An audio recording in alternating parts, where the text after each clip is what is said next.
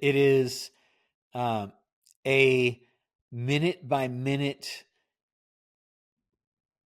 broadcast of how negotiation works, and none of the people who are opining on it have any clue how to do it, and none of it is fixed. Their view of it and presentation of it is, I mean, the whole media is skewed anti-Trump, it appears to me. I mean, unfairly, and certainly he deserves, a lot of criticism on how he does things.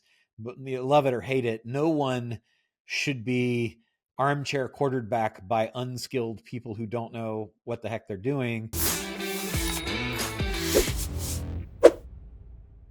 Hey, everybody. Welcome to take two of the Business Lunch podcast for today. The interwebs were not cooperating, so we lost the first one, and we're trying again. So I'll say again, I am your host, Roland Frasier, and your co-host, Ryan Deiss, is on here also, although in kind of a pixelated early Super Nintendo kind of way on my screen. Yeah, How but you doing? what's funny is I'm the one who's at the beach house. Like I'm the one who should have the bad internet connection. I You're in agree. Southern California, which should have the good internet connection, and yet it's your internet connection that's wonky. So, I'm you in know, in a very small city called San Diego. You can't expect, that no, it's rolled out this far yet.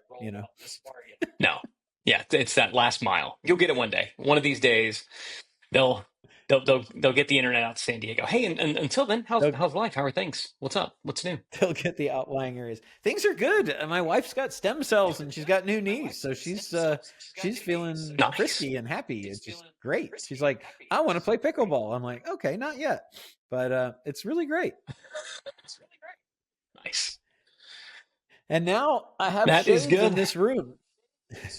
So we got shades installed in this room today, so I finally have something to block out the sunlight. So it is everything is good. I got knees. I got no sunlight that's not wanted, and I got a kind of sort of internet connection ish thing going on with you. So I'm loving life. What more could a modern human being want than stem cells, They could want tariffs. shades, They could crappy want internet tariffs. I think tariffs? there's not Yeah. enough.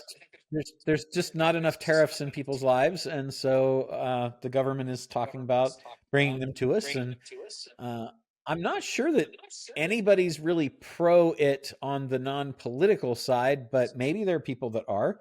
And so I guess there are, because the industries that those protect can somewhat benefit from that. So do you have any general tariff thoughts before we talk about maybe some strategies that businesses who are affected by them might want to be thinking about? Yeah, I mean, so general thoughts on like my feelings on tariffs and from a macroeconomic perspective, you mean? You're kind of Uh, pro, you like them, want more of them? yeah. Yeah, I don't know enough about um, you know, 16th century kind of mercantilism to know like when they Mm-hmm. were last effectively like deployed. Here's what I will say. And again, like let's set the politics of everything aside. I remember when we were negotiating the sale of TNC. And anybody who's ever been a part of any negotiation knows that when there's something that you want, you don't just come out there and offer exactly what you want, right? You come out there and you offer something that is very low or very high in the hopes of meeting somewhere in the middle. And what anybody who's inexperienced says is, no, that's stupid. You shouldn't do that. You should just say what you want. Okay. Says everybody who's ever gotten, screwed on a deal, right? That's just not how the game is played. It And is not. Yeah. I think I think what we're witnessing, if I'm going to give the most kind of charitable case, because it does just seem like this whole thing is a giant mess. Like it does. It just feels like this whole thing is a like just mayhem and it's a mess and the tariffs are on and then the tariffs are off and it's completely uncertain and it doesn't seem like it's good for anybody. And it reminds me exactly of a deal, Yeah. right? When you're doing a Yeah. deal, it is just a total colossal mess and everybody hates each other. And then it all comes together and everybody loves each other. And I just remember when we were doing that sale, I'm I'm literally cussing you out on text message, like furious with you that you're about to blow up this deal. And you're like, I got this, I got this. And I think in that moment, I was a little bit like the media, where you're doing what you're supposed to do And I'm Right. getting frustrated because I didn't quite know what was going on because it was kind of my first Right. time like being involved in a higher stakes negotiation. The difference Yeah. is I only talked to you, right? I didn't go on, news stories and talk about how stupid you were and how mean you were and how unfair you were, to the other party and to our, to these people that we still needed to be in business with and all this other stuff. And I think that's a little bit of what's playing out right now. I think a lot of the, we're going to tariff this country this much and it's going to be whatever. It's just deal making. It's negotiation. And I think that's kind of what Trump is doing is he's doing what he does, which is deal making and negotiation. And it looks really, really messy and it looks really ugly and it pisses people off. And that's kind of how it goes. I don't know. What do you think? Yeah. I agree with you 100%. It is um, a minute by minute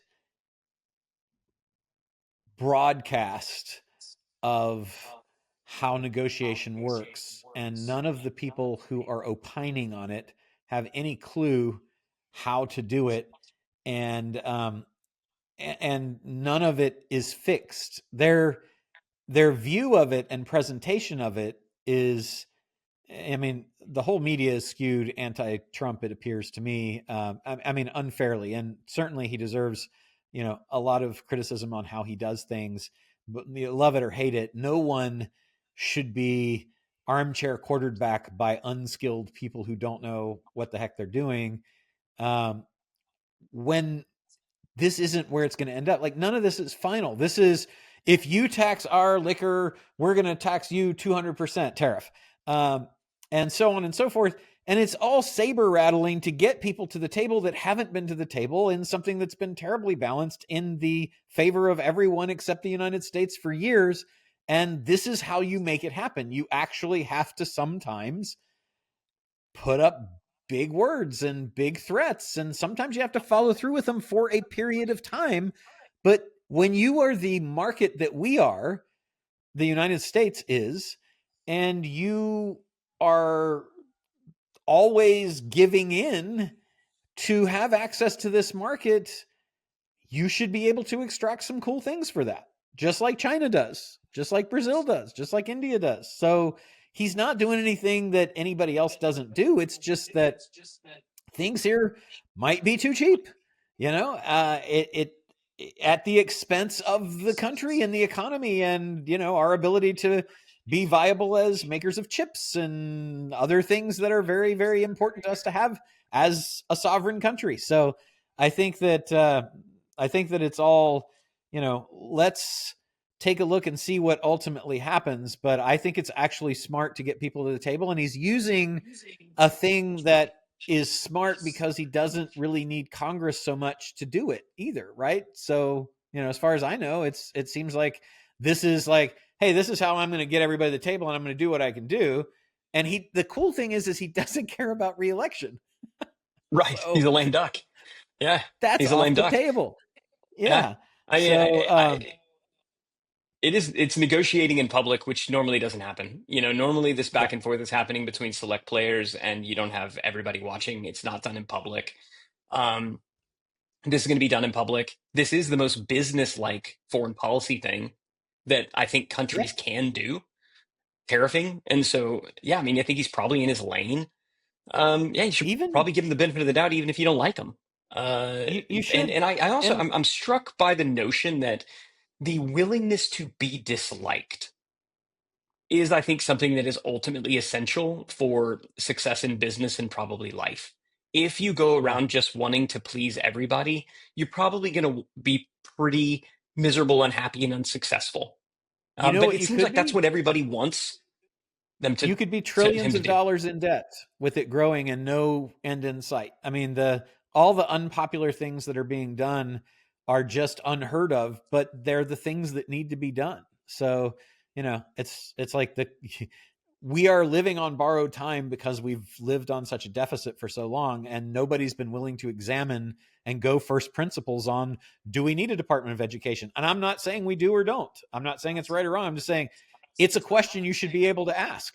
Do we need these 2 million jobs? Should we, is it effectively a subsidized welfare program for a bunch of people? I don't know, but at least someone is asking the questions, and I think that that's a positive thing for our country.